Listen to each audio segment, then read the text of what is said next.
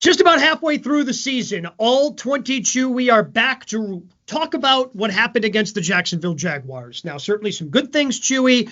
Also some concerning things I think that, they're going to have to keep an eye on as we enter the tougher part of the schedule for the Packers.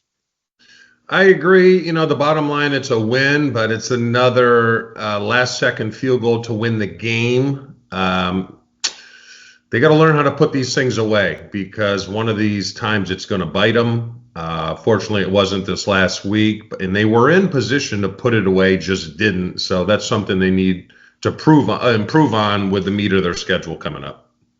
All right, let's go ahead and dive into the 5 plays we've selected this week. And unfortunately, Chew, this is something that we end up talking about just about every week here on the All-22 portion. Another Jordan Love interception, this one happening in the red zone. So not only is it a turnover, but it cost your team an opportunity at points.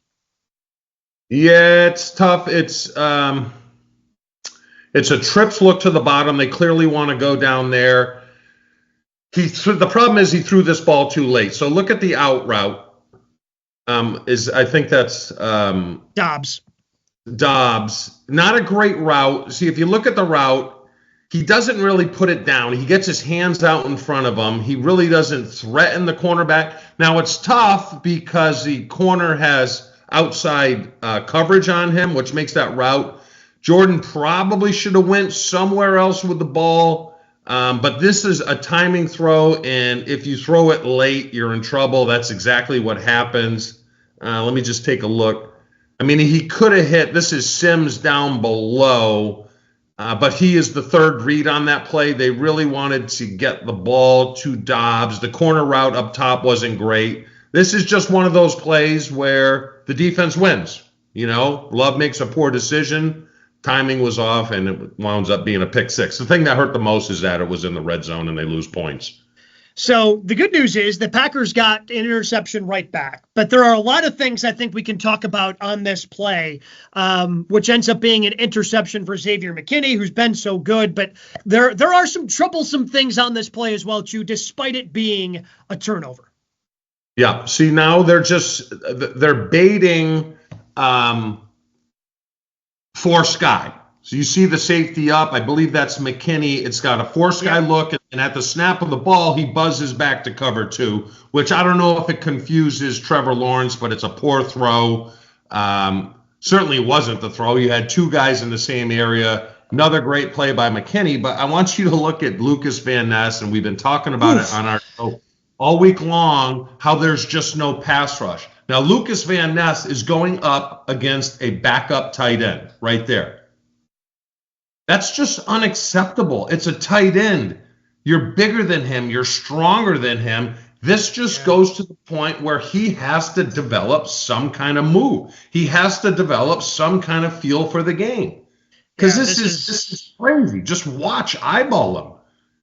It's just like he has no counter move or whatsoever. All he has is a pass rush, and this is why we harp on this defensive line so much. That is a tight end. You have to win. It's not great. Especially when we start harping on the defensive ends here. They try to run a stunt on the other side, don't get any pressure. Because that's the thing. I mean, this is just a bad decision by Lawrence, and maybe that internal clock of his is going off because he's standing in his own end zone. But it's not like he made this bad decision because they were able to generate pressure. And this is not the only time that Lucas Van Ness gets stonewalled by this tight end in this game. They just knew they could block him with a tight end. I mean, the interception was based upon a poor route scheme by Jacksonville. You had 2 guys in the same area, and I agree. They have to develop some kind of pass rush here, Gabe. Hopefully, within the next couple of days, they trade to upgrade that position. Now, one of the things, even though Bill Barnwell has called him disappointing, one of the things that I think was certainly positive once again in this game, especially after Malik Willis had to come in because of Jordan Love's injured groin, Josh Jacobs, just an absolute monster. This is his longest run of the season, a 38-yard touchdown. This is just a great run, great vision, and it's mixed with just absolutely terrible defense, okay? It's a great run, great finish, but I want you to watch number 5 and the effort he gives here. Just watch number 5 because he gives up on the play. And this is something the Packers don't do. So he's trailing. Watch, he's trailing, and then watch how he slows down. Yeah. Yeah, he just doesn't even. Yeah, it's just that's the nice thing, because you know what that defense is, Gabe?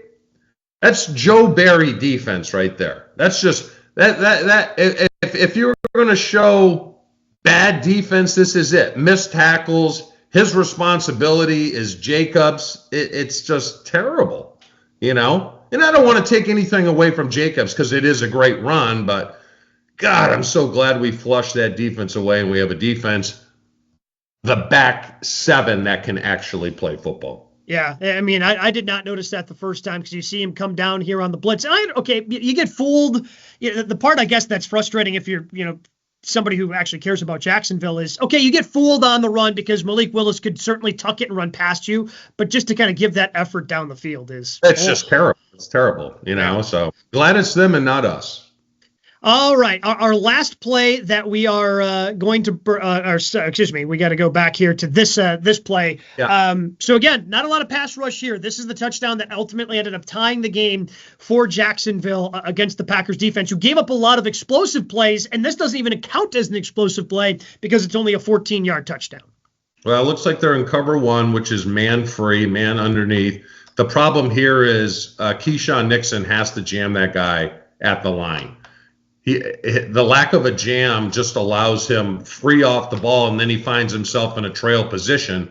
Now, Jair here, the corner, is just a click late, but he kind of felt this and made a good play on it. The ball really should have went to the guy Jair was covering, but he almost comes up with it, and I didn't realize that's where he got hurt. That's where he got hurt the last play, with his knee. He just kind of ended up hobbling off. That's almost a great play by Jair, and it's not a very good technique-wise from Keyshawn, because if he jams him up the line, it clogs everything up. And that's what, it's man. It's man free.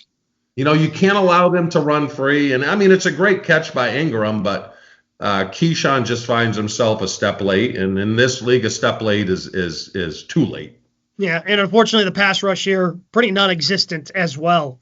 Everybody just gets stonewalled. You talk about, Matt LaFleur this week, Chew, talked about winning your one-on-ones, and, you see Rashawn Gary here standing up, trying to, and just gets stonewalled. Absolutely no chance for him. In response to LaFleur, when he answered the question, I'm not seeing any chips. I'm not seeing any tight ends helping out. I'm not seeing any running technically, back. I guess the tight end helped out with Lucas Van Ness and the one we looked at earlier.